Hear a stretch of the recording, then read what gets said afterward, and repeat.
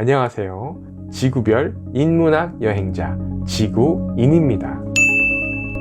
한 손에는 쿠란을, 한 손에는 칼을. 거의 대부분의 사람들은 한 손에는 쿠란, 한 손에는 칼, 이 말을 이슬람의 정복전 표어라고 생각하고 계시는데 이슬람교에서는 이런 말을 한 적이 없습니다. 사실 이 말은 놀랍게도 토마스 아퀴나스가 한 말인데요, 기독교에서 이슬람이란 저런 것이다 라고 낙인을 찍기 위해서 한 말입니다. 재미있죠? 오늘은 이슬람교를 10분 만에 정리하는 시간을 한번 가져보도록 하겠습니다. 사실 기독교, 유대교, 이슬람교 이 세 종교는 하나의 종교라고 봐야 되거든요. 모세에서 나온 같은 뿌리를 가진 하나의 종교입니다. 물론 그것 때문에 서로 지지고 볶고 죽고 못 살고 서로 싸우지만요, 우리도 지나가다가 길 가는 사람이 못되게 툭 치고 가거나 못된 짓을 하면 어휴 저 그지 같은 놈, 그리고 그냥 말아버릴 수도 있잖아요. 근데 가족끼리는 마음 상하게 되면 서로 막 죽고 못 살죠. 마찬가지입니다. 이 같은 뿌리를 지닌 이 세 개의 종교 역시 서로 자꾸 부딪혀야 되니까 더 싸우게 되는 것이거든요. 우리는 많이 들어는 봤지만 의외로 이슬람교를 잘 이해하진 못합니다. 그러나 이슬람교는 세계 4대 종교 하나이고 기독교, 이슬람교, 불교,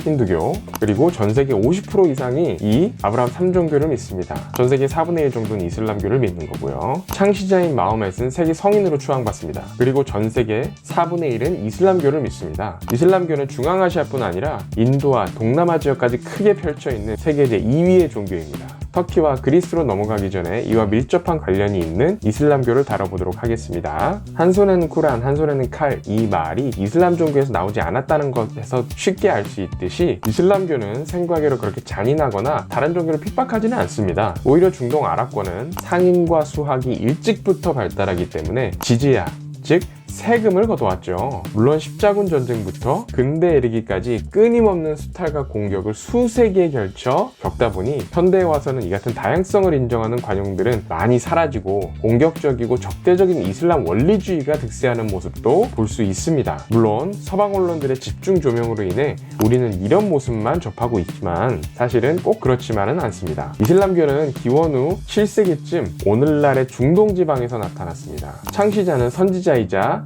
신의 마지막 사도라 불리는 무함마드입니다. 과거 우리나라에서는 마호메트라고도 불리기도 했지요. 아랍어 모음 체계가 조금 다르거든요. 그래서 이는 아랍어의 모음이나 다른 언어의 영향 때문에 조금 와전된 것으로 보입니다. 기원 후 7세기란 말은 예수 탄생 이후에, 예수 이후에 나타난 선지자란 얘기겠죠. 무함마드는 언제 나고 태어났는지, 즉 생물 연도가 정확하진 않지만 AD 570년경에 태어나서 632년경에 죽었다고 보고 있습니다. 무함마드는 오늘날의 사우디아라비아의 메카에서 출생했습니다. 기본적으로 고아이기도 했고 집안도 당연히 가난해서 어릴 적부터 불우한 어린 시절을 보낸 무함마드는 당연히 결혼도 늦어집니다. 실제로 중간중간에 결혼도 퇴짜 맞고 막 그랬었어요. 이처럼 고단한 삶을 살았던 무함마드는 아무래도 인간이란 존재에 대해서 좀 깊이 사유를 하게 되는데요. 이후 나이가 좀 있는 부유한 미망인이 무함마드한테 푹 빠집니다.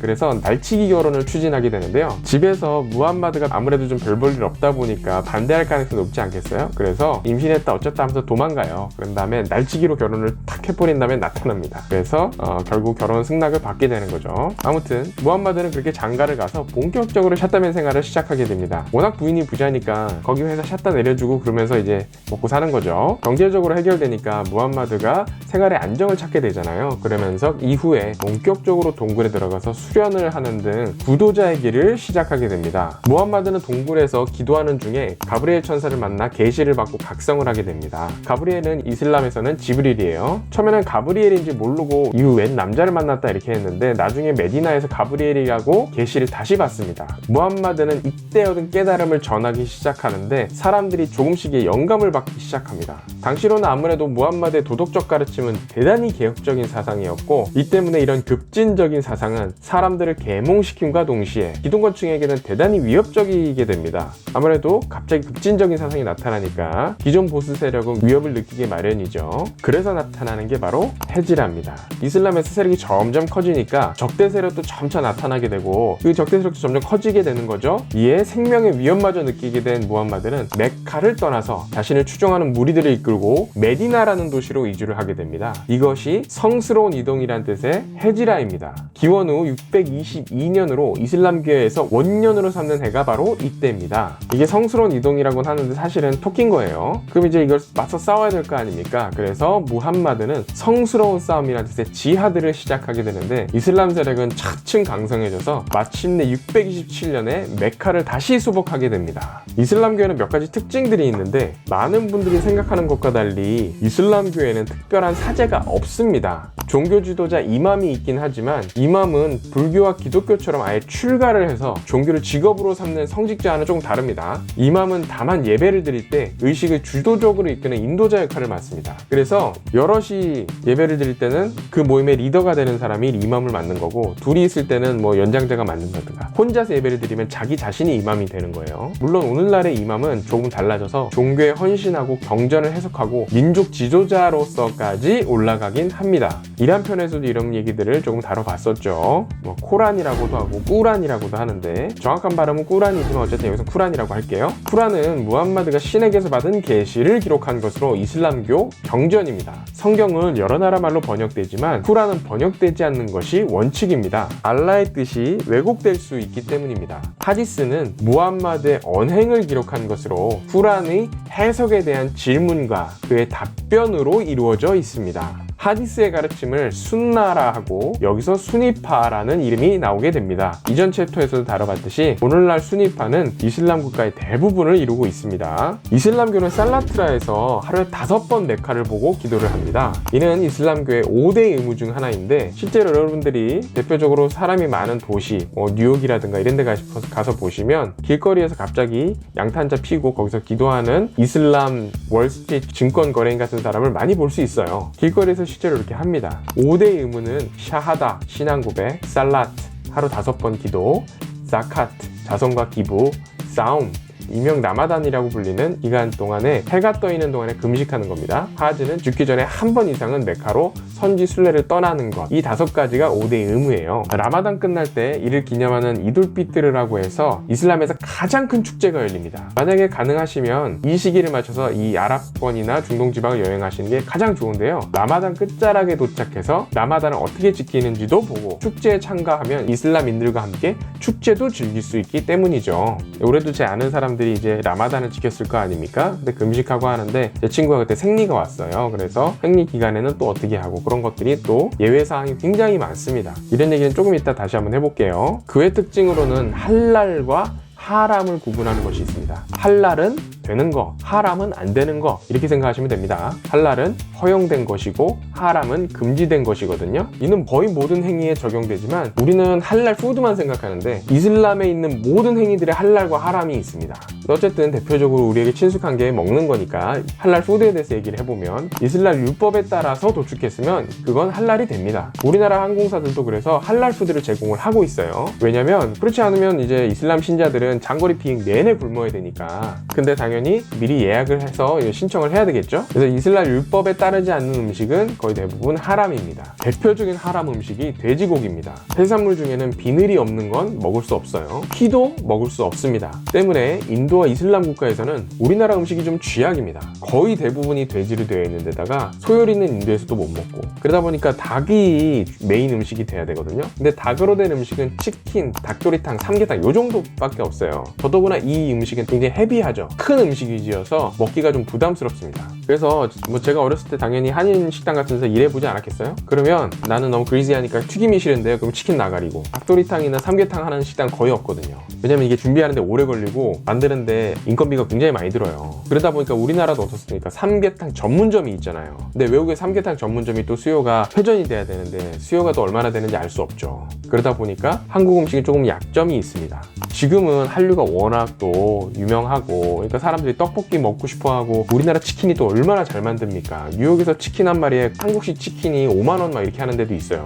더더욱이나 뭐 배달도 해주는 데도 있거든요. 한인 식당이다 보니까. 그러니까 정말 대단하긴 합니다. 지금은 한류 음식에 대한 부분이 그렇게까지 비빔밥, 갈비, 불고기만 먹는 것이 아니라 지금은 굉장히 폭넓게 접해지고 있습니다만 지금은 뭐 삼겹살도 먹고 떡볶이도 먹고 심지어 두부조림 뭐 이런 것까지 먹으니까 두부 옛날에 서양 사람들이 거들떠 보지도 않거든요. 근데 어쨌든 이런저런 내용들이 있으니 나눠봅니다. 어쨌든 이슬람교로 다시 돌아와 보면 무함마드는 이 경전에 하람에 빠져나갈 거의 모든 구멍을 마련해 놓고 있긴 합니다. 예를 들면 돼지고기밖에 없으면 무슬림은 굶어 죽어야 되잖아요. 근데 이슬람교에서는 자살도 금하고 있거든요. 때문에 쿠란은 그것 외에 먹을 것이 없으면 먹되, 먹고 나서 회개기도를 올려라 뭐 이런 정도로 정하고 있습니다. 오늘날에는 직접 잡아 죽이는 것에서 벗어나 할랄 인증을 받은 업체들이 음식을 생산하고 있습니다. 지구상 4분의 1 인구가 이슬람인 만큼 할랄 비즈니스는 사실 굉장히 어마어마한 규모를 자랑합니다. 이슬람 남자는 눈에 띄는 액세서리를 하지 않습니다. 이는 금지, 즉 하람입니다. 반대로 수염은 깎지 않습니다. 남자의 수염이란 대단히 중요해서 예언자의 수염에 걸고 맹세한다는 말이 있을 정도입니다. 탈레반이나 알카에다 같은 극단주의 이슬라미스트들은 수염이 없는 남자는 미성숙하거나 신뢰 없는 사람, 동성애자로 보기도 합니다. 반대로 털은 오히려 제모를 하는데 시오노 나나미의 십자군 이야기에 따르면 아랍인들은 십자군 시절부터 이미 하체를 제모해왔다고 합니다. 특히 배꼽부터 무릎까지는 털이 없어야 한다고 하네요. 재밌죠? 대략 40일마다, 그러니까 한두 달마다 제모를 정기적으로 한다고 합니다. 그럼 이슬람 여성은 어떨까요? 이슬람 여성도 마찬가지로 같은 주기로 제모를 하는데요. 근데 착각하시면 안 되는 게 제모는 왁싱이랑 다릅니다. 제모는 청결을 위해서 하는 거잖아요. 이게 로마 시절에 비잔틴 제국으로 넘어온 것이 계승 발전된 것으로 보거든요. 왁싱은 미용을 위해서 하죠. 그래서 이슬람 문화에 맞지 않고 개념이 조금 다릅니다. 브라질리안 왁싱이라고 하잖아요. 이것도 마찬가지로 브라질에서 왔다고 생각하시는데 그렇지 않습니다. 미국에서 나온 거예요. 이슬람은 기본적으로 여성들이 부르카, 히잡 이런 거 입잖아요. 재미있게도 그 옷 아래에는 제모를 다 해야 하고, 참고로 그 옷 아래에 장신구나 속옷도 다 합니다. 그것도 굉장히 화려하게 해요. 이슬람 여성들 옷 아래는 엄청납니다. 다들 아시다시피 이슬람교의 가장 큰 특징은 수니파와 시아파입니다.